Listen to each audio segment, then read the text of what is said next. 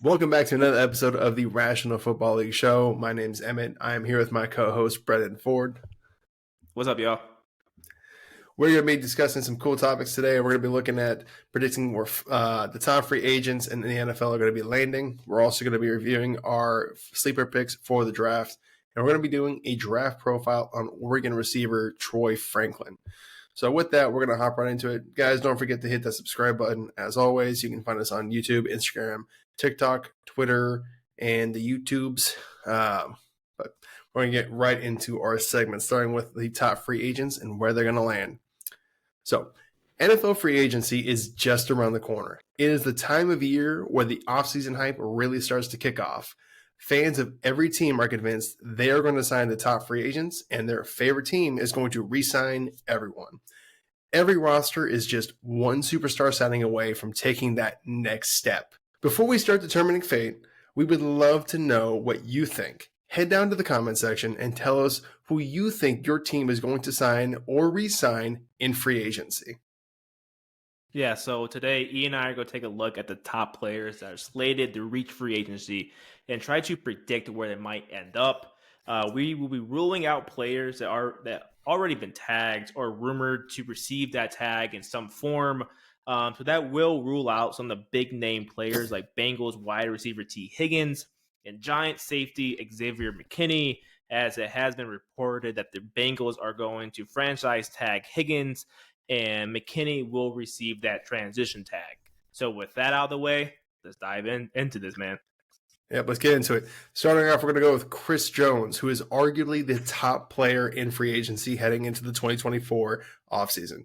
The three-time Super Bowl champion has been pivotal in the Chiefs dynasty run as he has provided key performances in both their wins over the San Francisco 49ers in Super Bowl 54 and 58.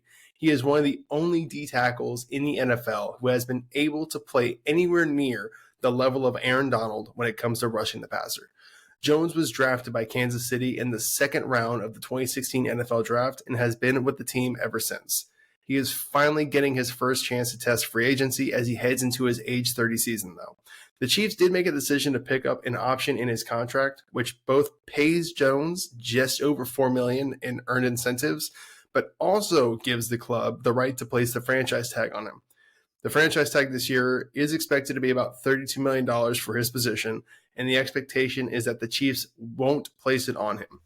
So with that, I would expect Jones to test free agency, but ultimately, I do think he ends up back with the Chiefs. The idea of chasing a three-peat and a fourth ring in the city you have spent your entire career with is just too good for Jones to pass up. I would expect him to re-sign with Kansas City on a 3-year, $86 million deal. Next, we have Mr. Cole's Cash himself, Kirk Cousins. Cousins just wrapped up his 6th year in Minnesota, and as we all know, he got injured back in Week 8 against Green Bay and missed the rest of the season. Cousins was originally drafted by Washington in the 4th round of the 2012 NFL Draft and has essentially played on a guaranteed contract since Washington started franchise tagging him back in 2016. He was once again tagged in 2017 and then received 2 fully guaranteed contracts with the Vikings. Cousins played really well in his time in Minnesota, but he was never really able to get over that playoff hump, only winning 1 playoff game in his time there. The Vikings have been looking for a young replacement for a while now, and Cousins seems to be ready to move on to a team that's able to compete right now. As we mentioned in our Justin Fields trade video, I would expect Kurt to kind of make the move down south and sign with the Falcons. They have a young core of exciting playmakers there and an offensive line that ranked 4th in PFF's final offensive line rankings of 2023. They really are a quarterback away from winning the bad NFC South. The Falcons have the cap space to hold his contract, which they have over $40 million in cap space right now. He will probably get a 3-year, $120 million deal with $2 million in cold cash. Come on, Kirk, go get yourself some more polos, man. Oh, Jesus. You gotta get that. It's all about the cold cash, guys. It doesn't count towards the cap. Next, we have Saquon Barkley. Saquon testing free agency was pretty much determined last offseason when the Giants made the choice to give Daniel Jones a contract extension and place the franchise tag on Saquon instead of extending him.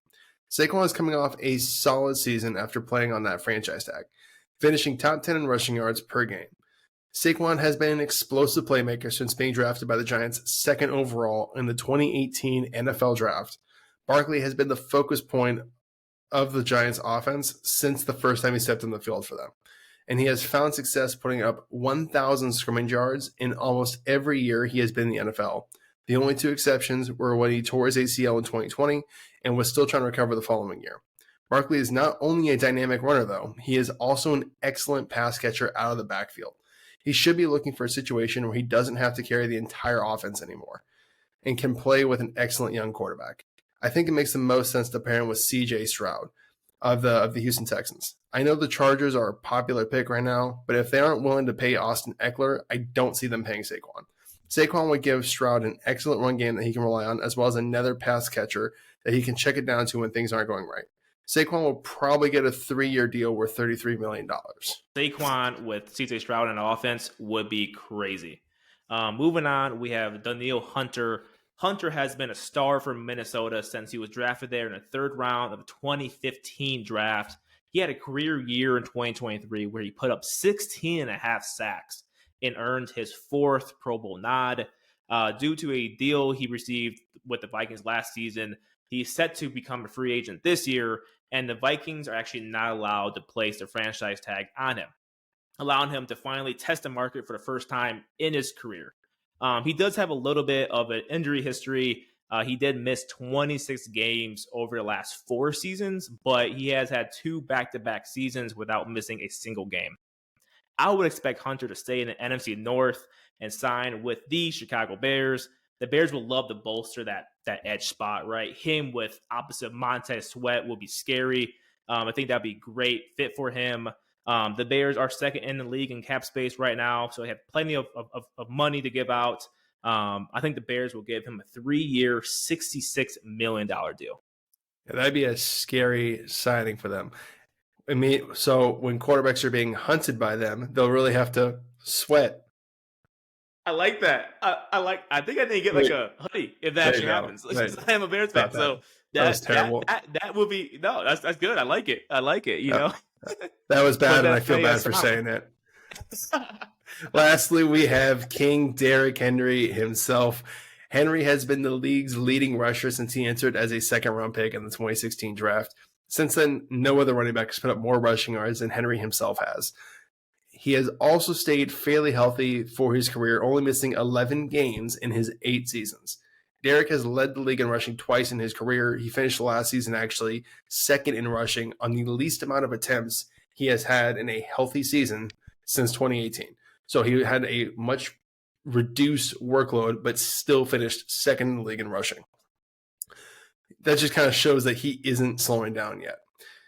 So Derrick is a high-volume rusher. He needs to go to a team where he can carry the load. The Ravens seem like a perfect fit for Henry, and the Ravens are consistently one of the top rushing teams in the league every year.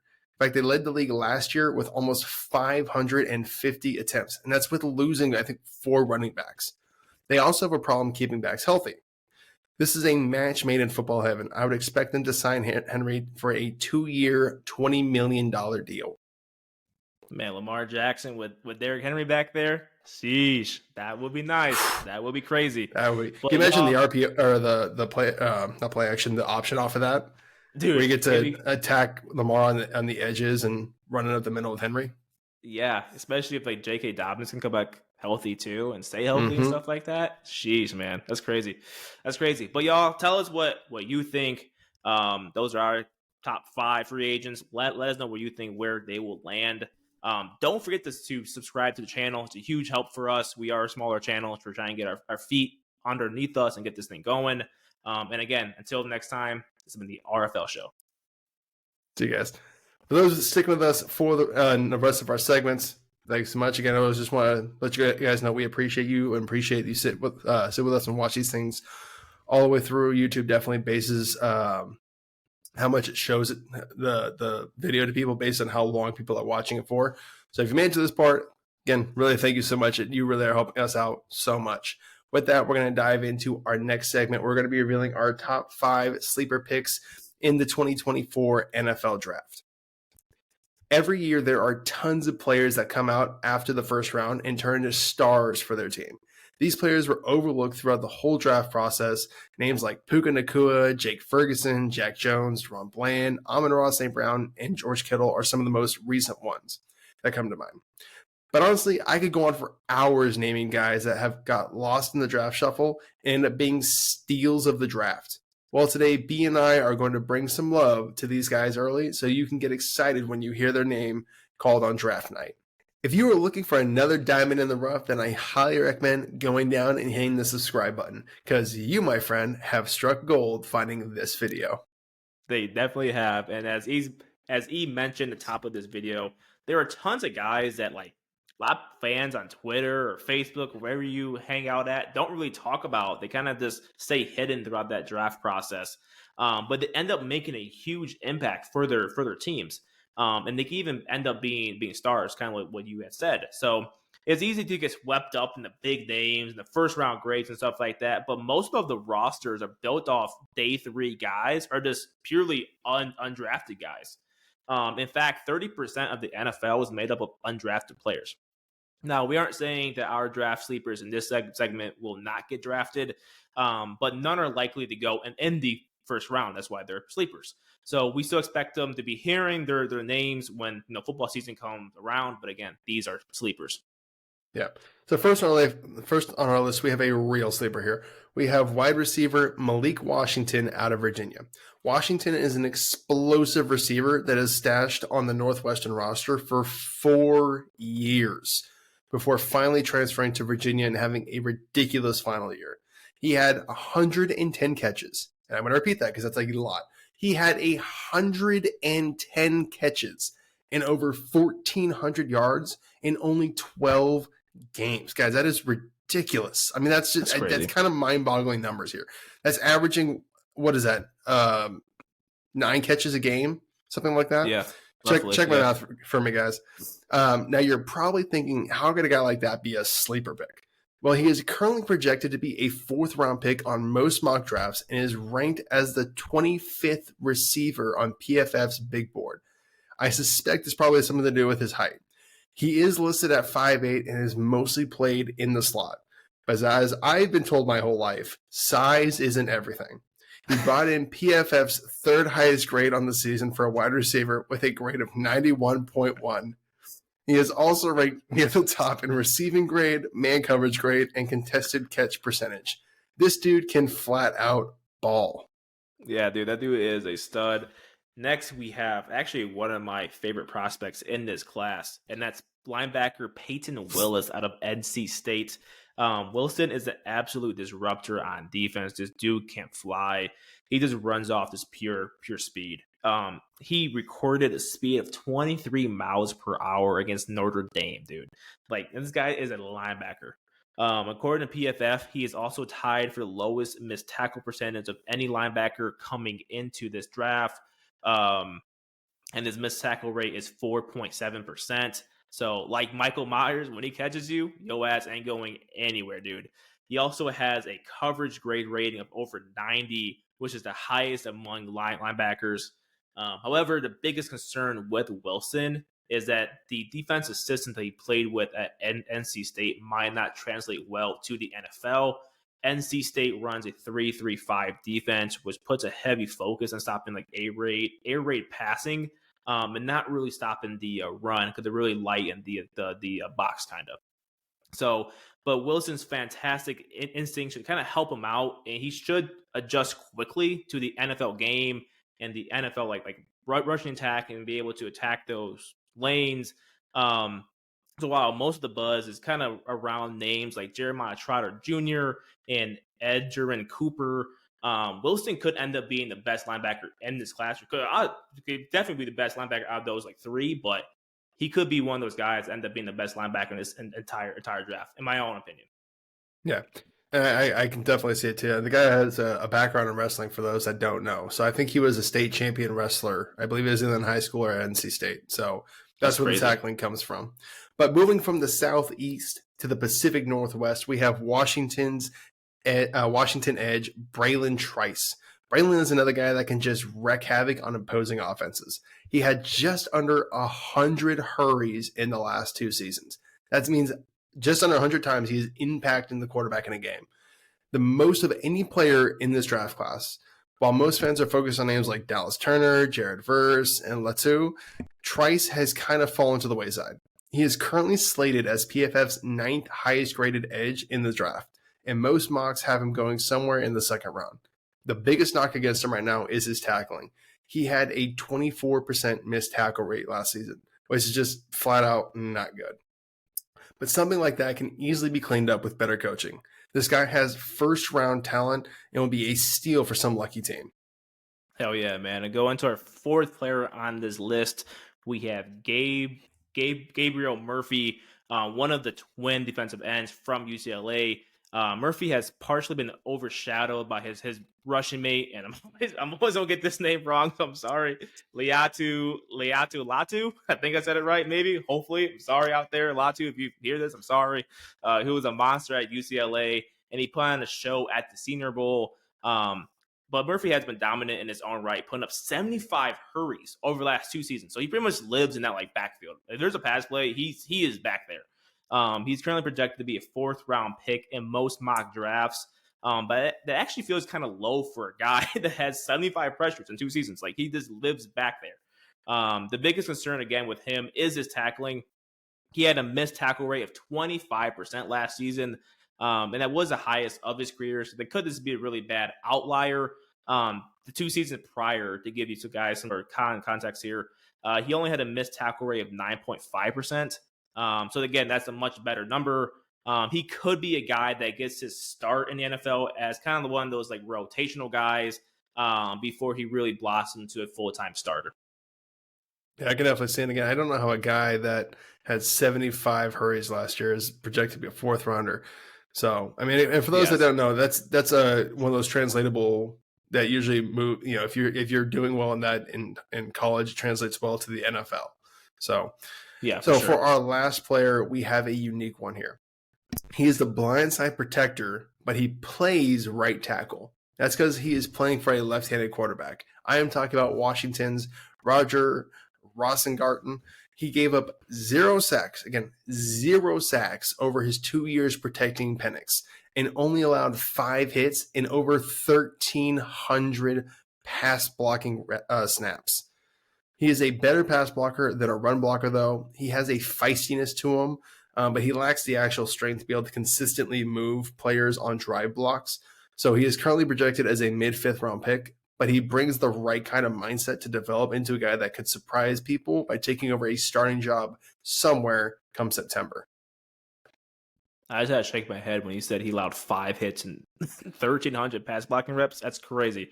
5th round pick. I don't know about that, dude. Come on. I don't think he actually goes that. Some love. That's crazy. I know. Yeah. But y'all, those are our 5 sleepers for this upcoming draft. Let us know what you think. Is there a player that you think isn't getting enough love right now? We would love to hear your thoughts. And again, until next time, it's been the RFL Show. Perfect, guys. Again, I really just want to say thank you again. If you're at this point in the video, you definitely stuck through for probably about 20 minutes. We really do appreciate it. Again, it just helps us out. It helps tell YouTube that this is something that you're interested in, that we're putting together good content. So again, just really want to let you guys know how much it means to us, and just thank you for that. We will be moving on to our final segment of this episode. We are going to do our Troy Franklin draft profile. So let's get right into it, B. Every Batman needs their Robin, and every Jordan needs their Pippen.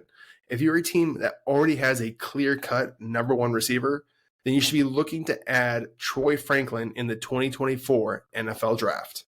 Before we get too deep into this draft profile of the speedy Oregon wide receiver Troy Franklin, head down to the comment section and tell us what round you think Franklin will go in.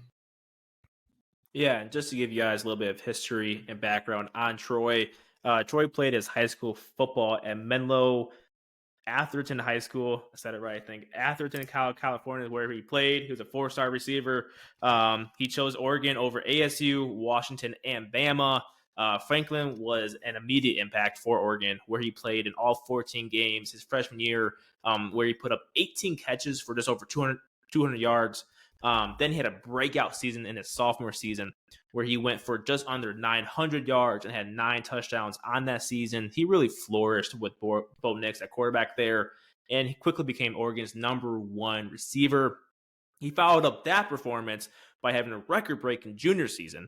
He set benchmarks for most receiving yards in a season with almost 1,400, and he paired that with 14 touchdowns. Perfect, B. All right, so let's get into the pros of him. So he is 6'3", and does he look every bit of it? The dude is tall and lengthy. He has great burst and acceleration. He is able to bring that suddenness to his releases and getting in and out of breaks. He is also great at being man coverage, using his burst and speed to often create separation from defenders. He is okay with contested catches. He struggled in the first half against Washington in the Pac-12 championship game like this. Play clock winding down. Nix has protection over the middle. Incomplete. Try to get it into the... But in the second half, he did a better job of putting his body between the ball and the defender and coming up with some clutch catches. Giving Penix great field position. 4-man rush, ball out, caught by Franklin, who runs a great route.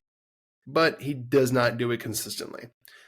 I know this may not be important to most fans, but it is important to coaches.